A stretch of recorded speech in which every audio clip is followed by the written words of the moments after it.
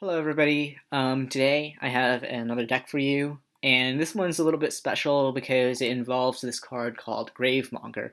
Now there is some discussion right now about whether we should change Gravemonger to a different effect. So currently it's four. It costs four, and it has four attack and four health, but it can have up to six attack and six health if you have six cards in either graveyard, and then you get an exile card in any graveyard if there are six cards in a graveyard to give it two attack and two health.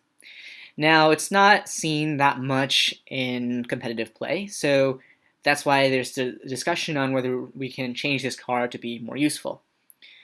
And personally, I would prefer to change a different card because I think Gravemonger is has a lot of potential because it only costs four but can be a 6/6, which is actually a really large ally. Normally, if an ally is on curve, it will have probably around two times its cost in terms of total stats. So this is actually, and then plus one in addition to that. So this is actually a little bit under the curve, I would say, if it's not boosted. But if it's boosted, it's actually significantly over the curve. So this ally has the potential to be really strong, but the reason why I guess it's not used a lot is because it's actually very hard to get six cards in a graveyard reliably, and so sometimes you can't get this effect off. So I kind of took this as a challenge, and I thought, all right, how can I make this card even stronger? Like, what kind of deck can I build around Gravemonger? So I came up with this Praxis. We'll use Praxis, which his ability discards cards from the deck to just fill up the graveyard even faster. And then we use this other card called Raxul, Warp Desert.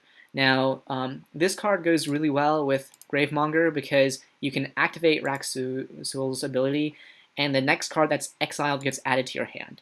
So what's really neat about Gravemonger is it can exile any card. There are a bunch of other cards that are traditionally paired with Raxul, like Death Collector, which can exile allies, Sinkhole, which can exile allies, Mimic is interesting, it can exile abilities, and Splicer's Crown, which can exile allies as well. But Gravemonger is really the only one that can exile anything, and so that makes it very versatile to use, and you can steal pretty much any card. So today I'm going to show you exactly how this versatility can be effective. So I'm going to show you this game against Flameborn.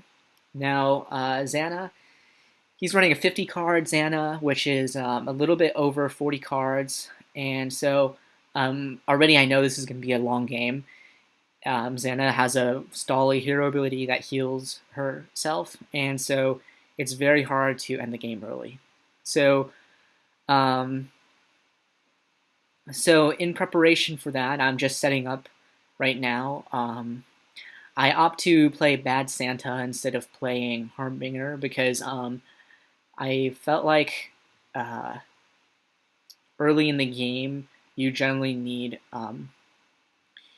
some card advantage against a slower deck like Xana, because if you play your allies and then they get tidal waved, then you're going to be in trouble when you don't have anything you can use to draw cards with. Anyway, earlier on I sacked a Sinkhole, which was actually a mistake. I wasn't expecting Xana to run any 2-cost allies. I guess Flameborn runs Almor Interceptor, which is an interesting choice. Gives Xana a little bit more stalling. Interceptor allows you to prevent an ally from attacking. Here I go ahead and play Harbinger, and actually I get a little bit lucky, and it discards a Brimstone Devourer, which kills the Interceptor. And also allows me to use Death Collector's ability, which costs 2 resources but lets me exile an ally in the opponent's graveyard. So I do that with Raxul to steal his Crimson Dusk Knight. So here I am going to go ahead and use the Praxis ability, and I get extremely lucky here with 2 Reactories, but it's not going to matter because he's going to tidal wave it. But the reason I do that is to get 6 cards in my graveyard, and I knew I would have 6 cards in my graveyard if I did that. That lets me use Gravemonger to steal the King's Pride. So here I go for the King's Pride because I have 3 allies on the field, and I figure if he doesn't have Tidal Wave, I can deal a lot of damage. But of course he does have Tidal Wave because it is priests after all. But here I still feel pretty good about the situation. I've got the King's Pride when I need it. I can start stalling with some allies. I've got the Splicer Crown to put allies into my hand. And I now know, I believe one of the other titles was discarded, so he only has one title left in his deck, I believe. So here he goes ahead and plays a Kion, and luckily I have Mind Control, which is great against these fatty allies, allowing me to do a little bit more damage to Xana. Here I go ahead and play the Interceptor to just get rid of that Wizened Staff and cut off Xana's draw. So here Xana plays Nathanias and gets very lucky and draws into Adlar the Just. So Nathanias makes the next ally you draw cost 0. It draws a card and then makes that card cost 0. And so drawing into Adlard was very lucky there. Nevertheless, I still have a lot of strong board presence, so I'm able to use his own cards against him, basically. Now, Flameborn makes what I think is a brilliant play there. He uses Retreat on my ally, and since he's the owner of that card, it actually goes to his hand and not my hand. So that's a huge card advantage swing for him. In addition, he has this Visca, which was able to kill my Interceptor. So that was a huge swing of fortunes, and now I'm actually kind of falling behind here. I figure I might as well just play some allies and try and stall out. I would have played Splicer's Crown and stolen something from his graveyard, but the problem is the King's Pride is a really, really good armor, and I don't want to play Splicer's Crown over the King's Pride to destroy the King's Pride. I figure that the King's Pride has 4 durability and 2 defense, so at the very least I can just use it to stall a little bit and absorb that damage for myself. So here his board is looking very scary, and I just draw into Gravemonger just in time. So watch this. I'm going to use Gravemonger's ability to nab his Tidal Wave. So Gravemonger can exile any card, and that includes Tidal Wave, which isn't recyclable normally. Actually, it's explicitly, the card design was made so that it wouldn't be recyclable. Now, so this is, I think, one of the few ways in the game that a Tidal Wave can be played more than once. And so now I'm going to use his own Tidal Wave to clear his very impressively built board all in one go, and then play the Death Collector, which is actually a big threat because of Raxul. I can exile his cards from his graveyard and add them directly to my hand. So he has to watch out for this card. Now, here I'm just going to go ahead and use Death Collector to take one of his fatties. I go for Adlard. I figure that that could be useful in the future. But here I figure I'm going to slow play it a little bit. I'm not going to go for the Gravemonger yet. I want to save that in case I'm in a desperate situation and need a specific card. I'm also not going to play my Mind Control because I want to wait for him to play a fatty that I can really get the most value out of it. So Flameborn does something pretty brilliant. He just swarms the field with allies, and so this is a good play because it's going to force me to do stuff. Like, I'm going to have to do something, play some cards right now. So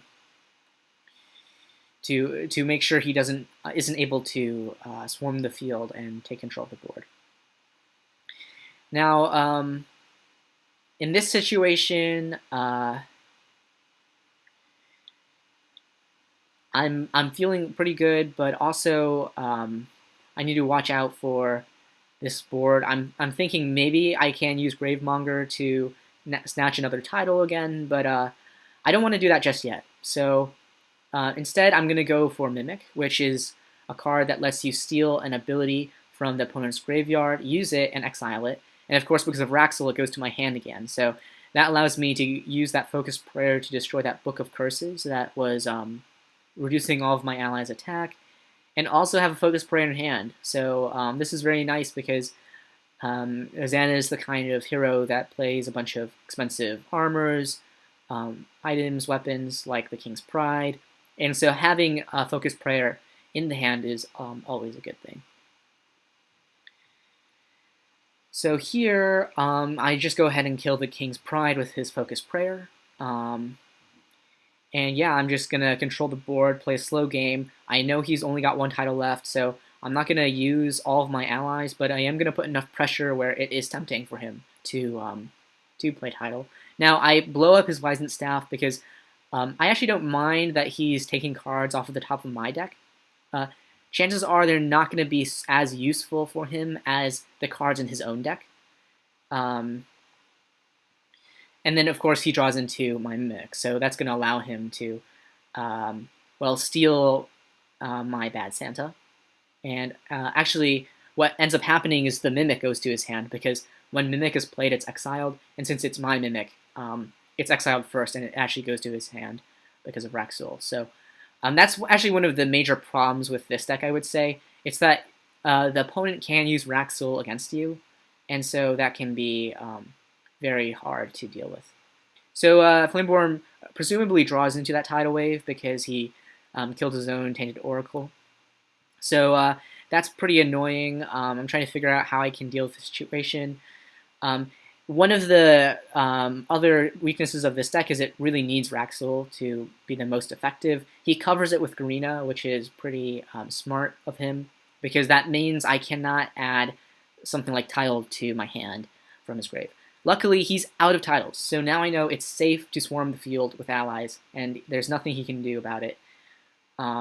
So all I need is just to have a little bit of board presence and hope that none of these two allies is like none of these two cards in his hand is an expensive ally or something, and it's not, because he had 7 resources and didn't play anything. So I'm luckily able, after this very long game, to stall Flameborn out and yeah, take the game. So I hope this showed how this deck works. Gravemonger is really versatile and useful in this deck. It's a mandatory inclusion, and so in my opinion, I would not change Gravemonger to the new effect that they are considering. So yeah, but in the case that they are going to change it, I would suggest playing this deck before it gets nerfed. So there you have it. Hope you enjoyed this video, and yeah, let me know what you think in the comments. Do you think Gravemonger should be nerfed? Thanks for watching.